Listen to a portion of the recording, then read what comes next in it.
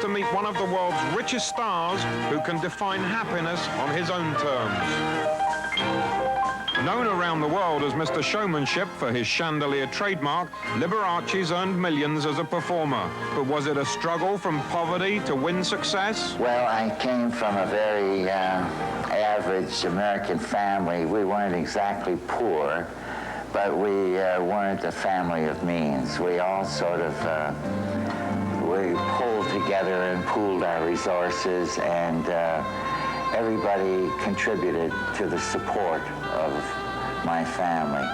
My sister was a doctor's assistant. My brother gave violin lessons and worked in the B&G sandwich shops. I worked in a restaurant. I washed dishes and waited on tables to afford my musical education. And my mother worked in the Johnson Cookie Factory in Milwaukee and made cookies. All together, we always managed to have a meal on our table. We never went hungry. And my clothes were mostly hand-me-downs. They were a little patched, but they were very clean and well-kept. And I wore all of George's leftovers. There's nothing left over or hand-me-down about the dazzling clothes Liberace has hanging around now. He spent $350,000 alone for this coat. Next year will be my 40th anniversary here in Las Vegas. I first came here in 1944.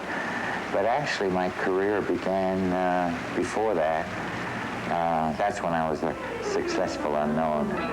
I started out as a sickly child. As recently as 1963, I had an acute kidney failure, and I was on dialysis. I was told I was going to die. And 9 doctors came into my hospital room, and I kept hounding them to tell me their findings, and they said, well, we'll give it to you straight. You're not going to make it. So why don't you get your store in order? You have about 3 weeks. And I proceeded to get in touch with my business manager, and I made out my will, and I spent all my money for my hospital bed. I bought presents for people and houses and motorcycles and cars. And when I was all through spending my money, I got well. I left the hospital well, but broke. Broke? Hardly. We'll be back in a moment to see how he bounced back to build some of the most priceless antique collections of our age. Liberace, the consummate entertainer, has personally played to more than 25 million fans over the last 40 years. He pulled all the right tunes on his way through life, which he now lives lavishly. I'm always building something or restoring something, and I'm always involved in a project other than my entertainment work. He has spent millions of dollars creating opulent environments in his spectacular Las Vegas and Palm Springs homes. Whenever he travels the world, he searches for costly antiques to just go on adding to the already overflowing collections. And if he can't buy it, like the Sistine Chapel, he commissions it. I met this Italian painter from Italy who had done a restaurant, and I was very impressed with his work in this restaurant because he took square rooms and made them look like they were round. So for 5.5 months, he was on a scaffold and on his back painting the ceiling in my bedroom, with apologies to Michelangelo. Even though he added room after room onto his home, he ran out of space for his treasures. So he built a museum and filled that too. Chopin's piano and a miniature diamond piano, valued at well over $10 million. Fans by the thousands visit to check out his flamboyant cars, personal memorabilia, and rare antiques, like Napoleon and Josephine's famous china set, worth almost $200,000. Liberace ate dinner off it once, but even his nimble fingers trembled, so it's been under glass ever since. The maestro has also opened his own restaurant.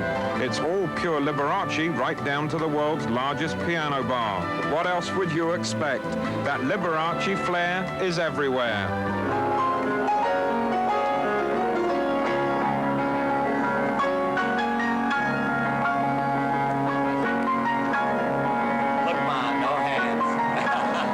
is his fingers that have earned him his fame and the instant recognition of that special Liberace sound. Liberace never married. He says he didn't want to fall into the same trap as his late brother George, who married 5 times. I asked him if he thinks of himself as a gentleman living in a crazy world. Well, I don't know. I think I fit into this world. I'm not a loner. I like to be a part of everything. I mingle with the public. I do my own shopping, and I go to stores, and I never have any bodyguards or anything like that. I don't believe in that. The thing that's kept me going is the fact that I'm the first one to laugh at myself, not only about the candelabra, but about the costumes and the glamour that I project in my shows.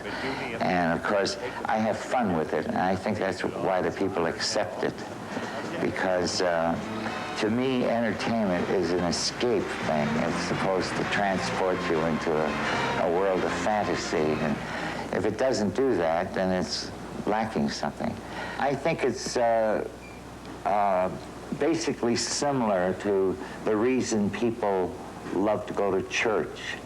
It's so different from their daily, normal kind of atmosphere and existence. You go to a beautiful church with the stained glass windows, and the priest or the pastor, the minister is wearing these beautiful robes, and it's really the earliest form of show business was the church. Many people his age relish the thought of a pension check, but to Liberace, the word retirement strikes a bad chord. Well, to me, that's a very final word. That's when you crawl into the satin box and never do another encore. Longevity, fortunately, runs in my family, so I'm looking forward to many more years.